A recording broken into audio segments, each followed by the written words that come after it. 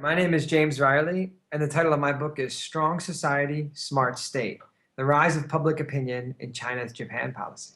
My inspiration for writing this book on strong society, smart state was really based upon living in China. I lived in China from 2001 through 2008, and I lived in a city called Dalian in the Northeast, where there's a long history of interaction between China and Japan. The book itself is really initially focused and concerned with the relationship, the impact of public opinion on China's foreign policy. And the second question that I'm really interested in is the reverse of that. So to what extent can the Chinese government, through its various mechanisms, through the media and other sources, shape public attitudes and public behavior? So I come out at the end as arguing that the way that public opinion and the Chinese government interact is really a kind of a cyclical relationship. There's a cycle where you see, on one hand, the rise in response to external incidents, a rise of anger and protest and activism on the Chinese public side, a level of emotion and engagement, which I argue is not simply shaped or controlled by the Chinese government. So it comes from sources beyond the state,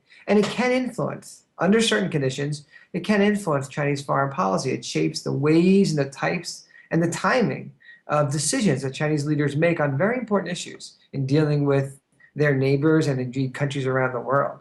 On the other hand, I do not agree that China is a fragile state. The Chinese government is weak, or the public emotion or nationalism is out of control. In fact, I think the Chinese government responds very strongly and effectively to a wide range of these public attitudes in ways that do manage to curtail, rein in, and redirect public attitudes. In this current round of sort of animosity in 2012, we do see something a little bit unique in the sort of the very broad range of Chinese government actors involved in this sort of tension with Japan. So the fishing boats being involved over there, the Chinese Coast Guard being engaged, China using sanctions, sort of de facto sanctions against Japan, are all things that are a little more diverse. I think it reflects the diversity of government actors involved in China's foreign policy.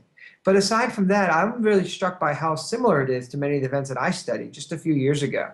So that we see, again, an incident which came from outside of China, which sparked anger and animosity among the public and led to a broad range of social and political activism in China, which I think the government is more responding to and channeling than it is controlling. So I see in the streets every day here in Dalian, where I'm living this year, lots of Chinese anger and emotions, people voluntarily wanting to engage on this issue. My local noodle shop across the store has a sign out that Diaoyu Islands belong to China. So this is a very strong and heartfelt sentiment around the country.